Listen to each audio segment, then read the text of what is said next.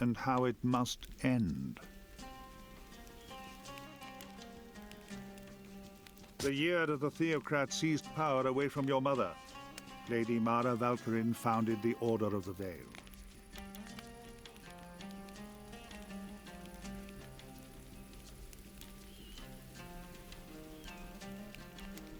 Mara had one purpose, the defeat of the Theocrat and the destruction of all religion. The theocracy and your imperial family before it had used religious symbols to wield power. Mara's goal at first was simply to free the world from that oppression. But to defeat great power requires even greater power. And it does not take long for power itself to become its own end. 60 years after the founding of the Order, Mara found a way to extend their power by channeling the essence of the dead god into their own bodies.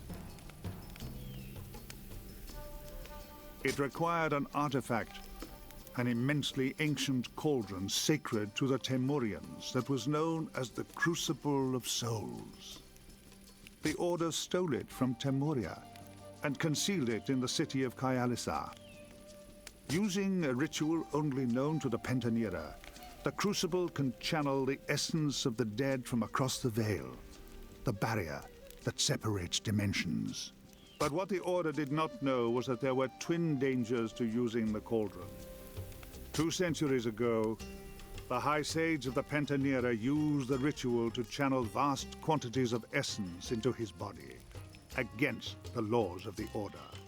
A dark spasm twisted his body into a demonic creature, and in its rampage, Lady Mara herself was killed. The High Executioner Baron Evanger pursued this outcast mage for centuries, eventually ending his life. But Mara, although dead, was not gone. The dark spasm had fortified her soul with essence beyond anything we mages had experienced previously. And the more essence the Pentanera channeled through the cauldron, the narrower the space between the worlds became. Mara's soul was eventually found by a demon, a devourer, and she began to plot her return to this world. Meanwhile, Mara's son Serge Valkyrin rose to become the new High Inquisitor. It was Lord Valkyrin who sensed my potential when I was a young initiate in the Order. About 40 years ago, I managed to become Chancellor to the Theocrat. A decade after that, there was a rebellion against the theocracy, and I was able to slay the Theocrat myself with one well-aimed knife blow. My reward was the post of High Sage, which I gladly accepted. With the Theocrat defeated and religion all but eliminated, the Order began to quarrel. Lord Valkyrin sensed, correctly I might add, that the Order was no longer as committed to its original goal of stamping out religious power by eradicating religion itself. He and his acolyte attempted to seize control of the last remaining relic, the Godslayer sword, in order to destroy its terrible power once and for all.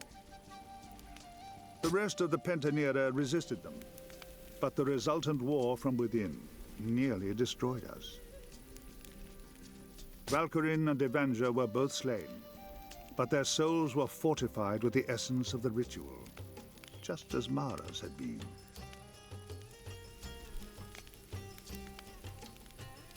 All those centuries of rituals with the Crucible of Souls had weakened the Veil immeasurably, and the destruction of the Godslayer changed the balance between worlds. Shattered heaven came to impinge upon this world, and the world of dreams that mages had once walked within became shadow. When Lady Mara returned to us, it seemed like a miracle. But I do not trust miracles, and when Valkyrin and Evanger also returned from the dead, I knew my days in the Order were numbered. So I fled and made my plans. Carissa was an ally for a while, but eventually they took her life and made her a demon too. With few options remaining, I eventually took the desperate step of summoning you, demon. I have no possibility of learning anything useful from the Temurians. But you just might. Especially now you have Zar at your disposal. Destroy the cauldron, and we may yet defeat Lady Mara, Lord Valkyrie, and Baron Avenger. Unless the Crucible of Souls is shattered, you and I are both doomed. Ask your questions,